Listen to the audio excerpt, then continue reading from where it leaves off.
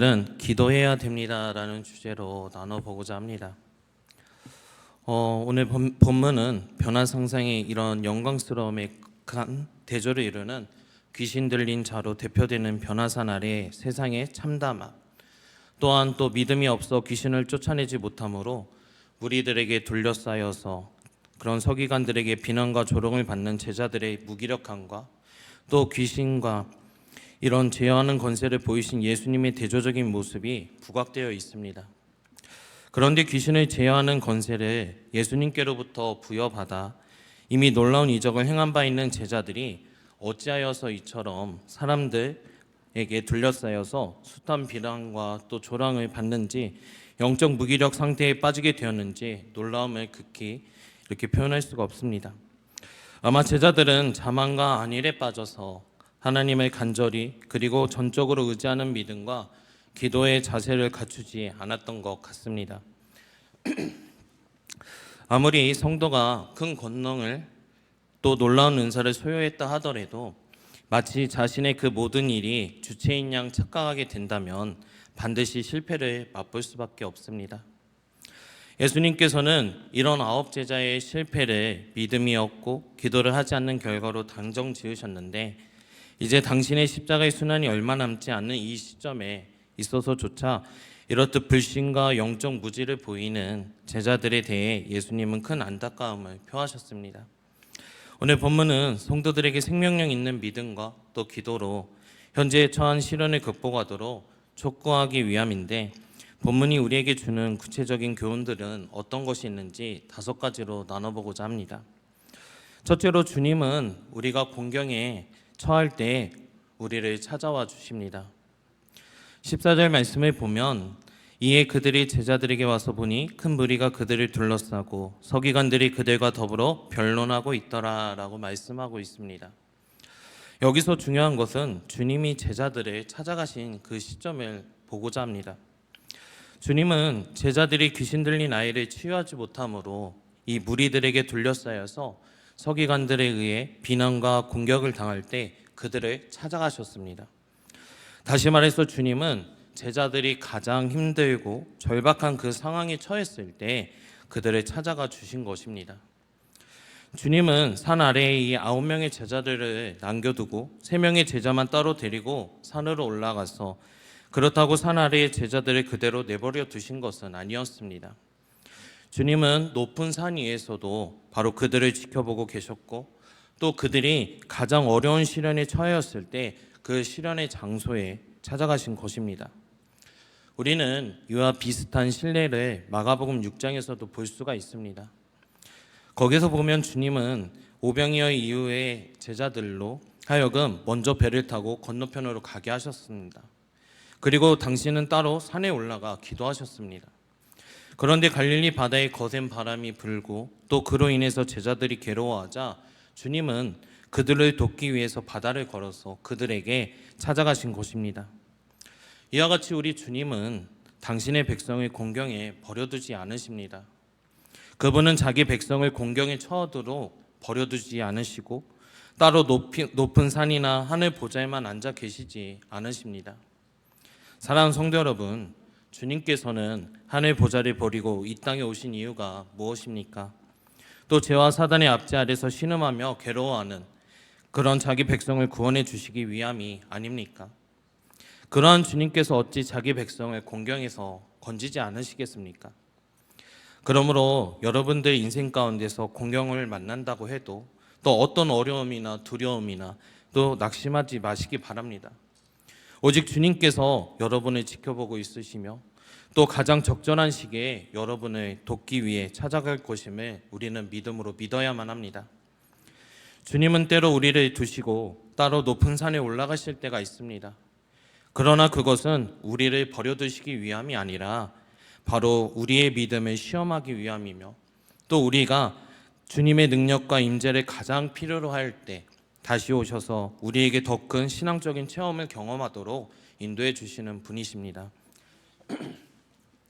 둘째로, 성도가 주님을 의지하지 않으면 이런 대적의 조롱거리가 됩니다.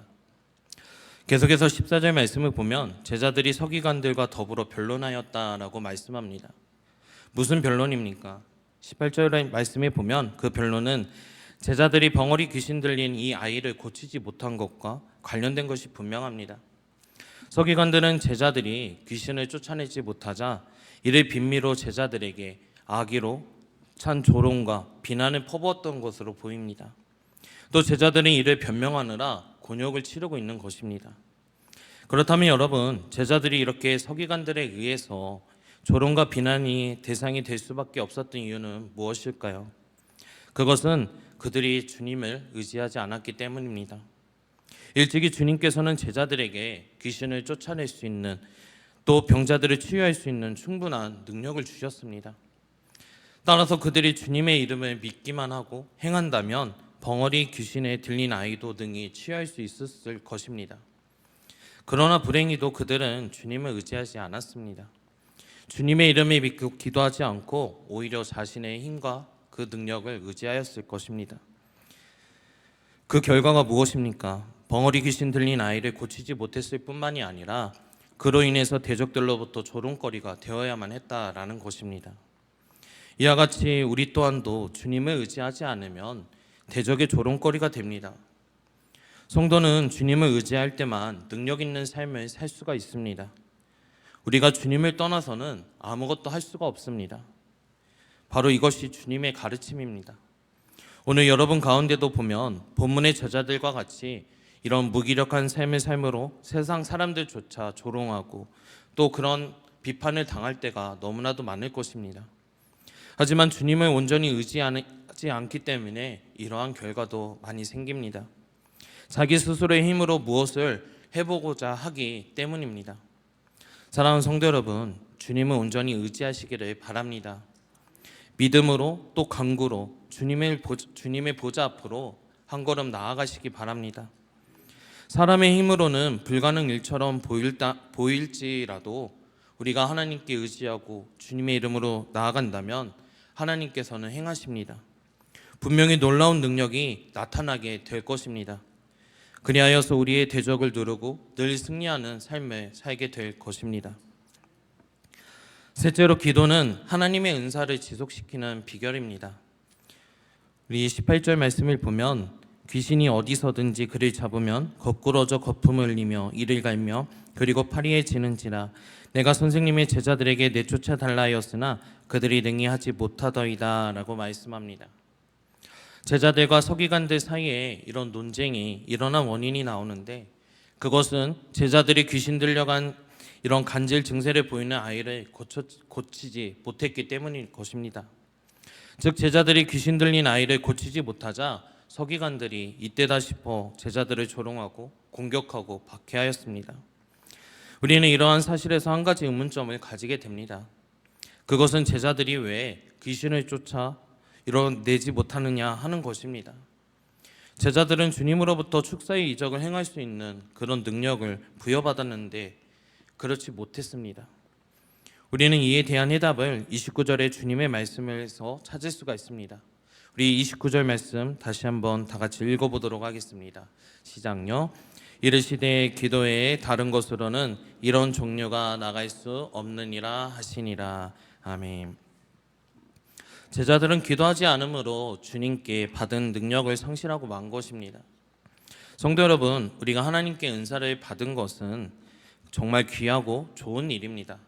그러나 그 은사를 받는 것도 중요하지만은 지키고 유지하는 것도 정말 중요합니다. 하나님께서 주신 은사는 한 번 받았다고 해서 영원히 지속되는 것이 아닙니다. 은사는 우리가 지키지 않으면 사라지게 됩니다.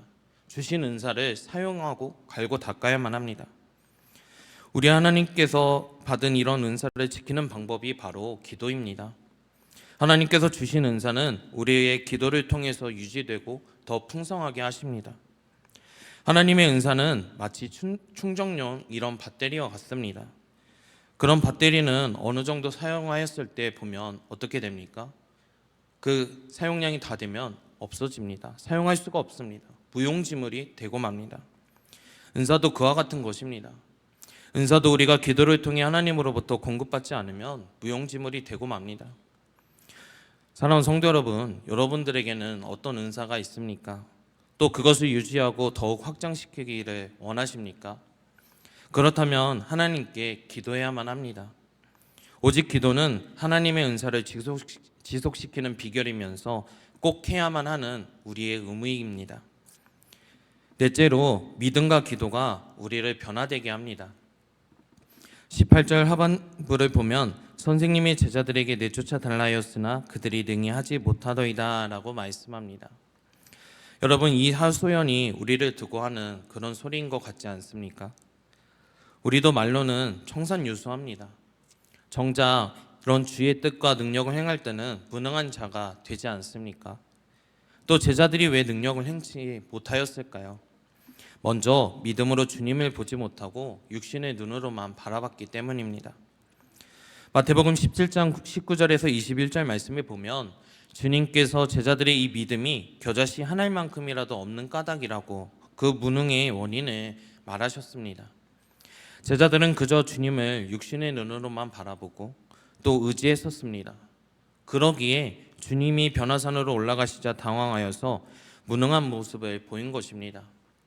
사랑하는 성도 여러분, 사도 바울은 고린도서 5장 6절에서 7절 말씀에 보면 이렇게 말씀합니다.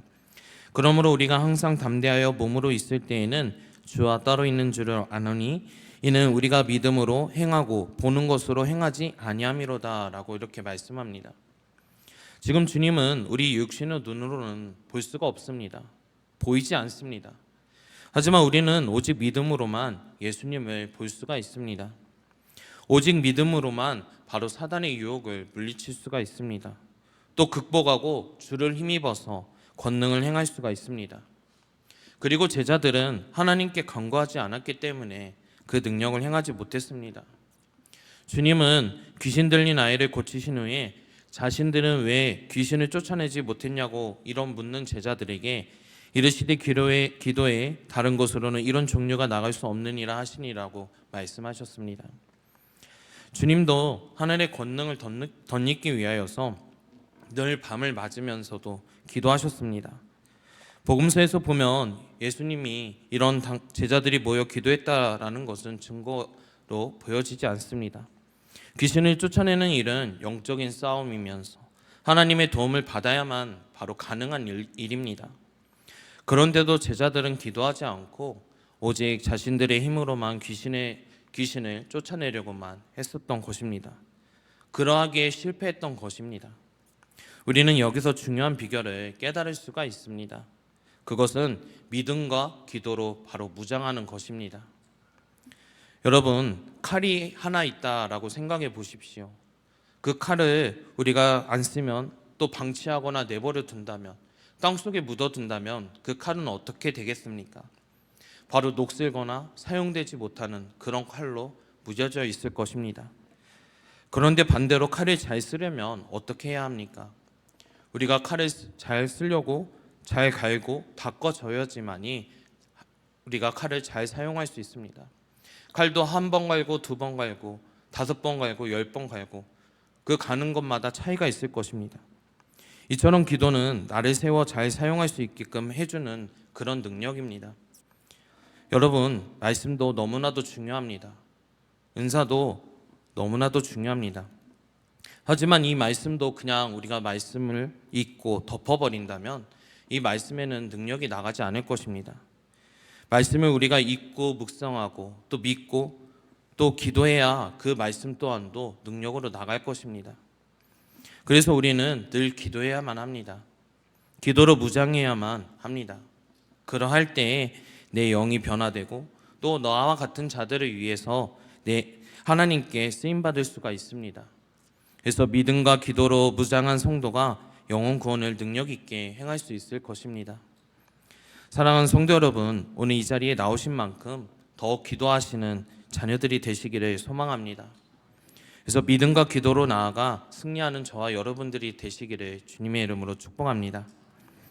마지막으로 우리도 나의 믿음 없는 것을 도와달라라고 기도해야만 합니다. 우리 24절 말씀 다시 한번 읽어보도록 하겠습니다. 시작요. 곧 그 아이의 아버지가 소리를 질러 이르되 내가 믿나이다. 나의 믿음 없는 것을 도와주소서 하더라. 아멘. 귀신 들린 아이의 아버지가 주께서 이런 책망을 듣고 자기의 믿음 없는 것을 도와달라라고 말씀합니다. 나의 믿음 없는 것을 도와주소서라고 이야기합니다. 우리에게도 이 사람과 같은 간구가 있어야만 합니다.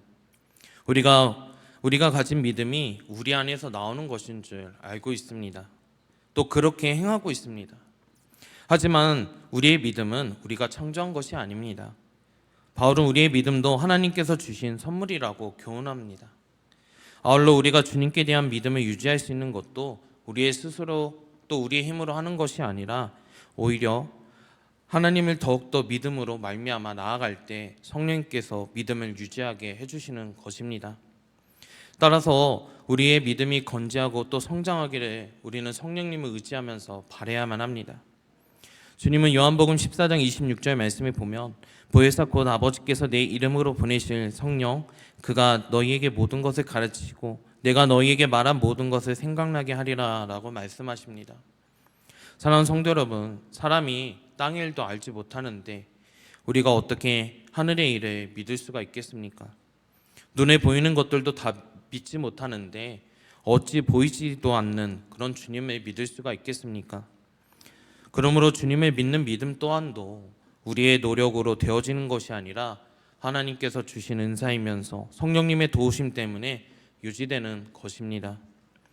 그렇기에 우리도 본절에 귀신 들렸던 이 아이의 아버지의 고백처럼 주여 나의 믿음 없는 것을 도와주시고 유지시켜 주시고 성장시켜 주시옵소서라고 우리는 늘 기도하면서 믿음으로 바라야만 합니다.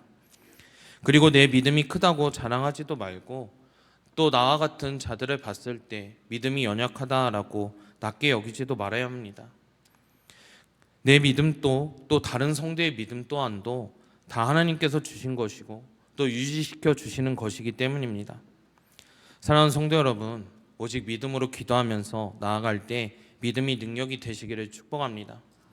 그래서 오직 믿음으로 기도하면서 오직 하나님의 영광을 위해서 나아가는 저와 여러분들이 되시기를 주님의 이름으로 축원합니다. 기도하겠습니다. 사랑의 하나님 감사합니다. 주님은 언제나 우리가 공경에 처할 때 힘들 때 늘 언제나 우리를 찾아주시고 지켜 보호해 주십니다. 그런 주님을 우리는 늘 바라보지 못하고 의지하지 못하며 살아가고 있습니다. 사랑의 하나님 긍휼히 여겨주시사 우리를 불쌍히 여겨주시사 우리의 모습이 바뀌어져 가기를 간절히 소망합니다. 성령님 인도하심 따라 아버지의 목적대로 살아가기를 원합니다. 우리의 믿음 없는 것을 도와주시고 또 저희에게 믿음의 은혜를 더하여 주시사 오직 믿음이 행함까지 갈 수 있도록 붙들어 주시옵소서. 또 그 믿음으로 오직 예수님의 이름으로 기도하며 선포하며 나아갈 때 승리할 수 있도록 은혜를 더하여 주시옵소서. 감사드리며 예수님의 이름으로 기도합니다. 아멘.